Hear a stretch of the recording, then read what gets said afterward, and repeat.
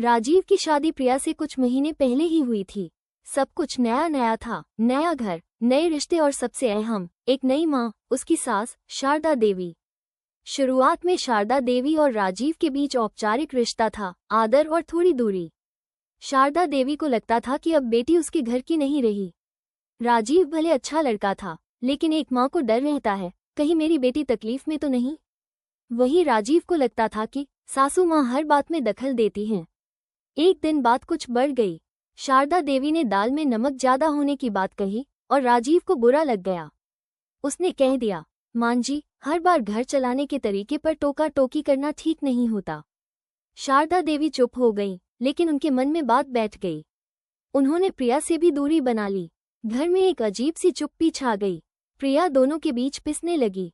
वो चाहती थी कि माँ और पति दोनों एक दूसरे को समझें, न कि एक दूसरे से लड़ें। कुछ दिन बाद राजीव की तबीयत अचानक बहुत बिगड़ गई। उसे अस्पताल ले जाना पड़ा। शारदा देवी सबसे पहले हॉस्पिटल पहुंची। रात भर बिना खाए पिए वहीं बैठी।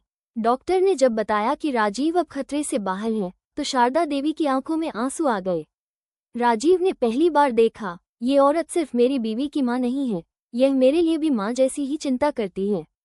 अगले दिन जब राजीव ने उनसे कहा, मां जी, आप अस्पताल में रात भर रुकी, आप सास नहीं माँ जैसी लगी, तो शारदा देवी ने मुस्कराकर कहा, और तुम भी सिर्फ मेरी बेटी के पति नहीं, बेटे जैसे हो। अंतिम भाग, समझ और अपनापन। अब घर का माहौल बदल गया था।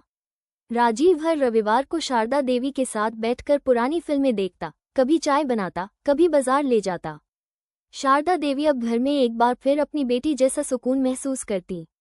प्रिया ने एक दिन कहा, माँ, ये रिश्ता शायद खून का नहीं था, लेकिन आप दोनों ने इसे दिल से बना लिया।